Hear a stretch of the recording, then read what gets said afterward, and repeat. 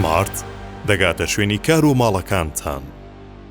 بۆ پەیوەندیکردن 0850 022 37 72. سمارت وەرچەرخانە.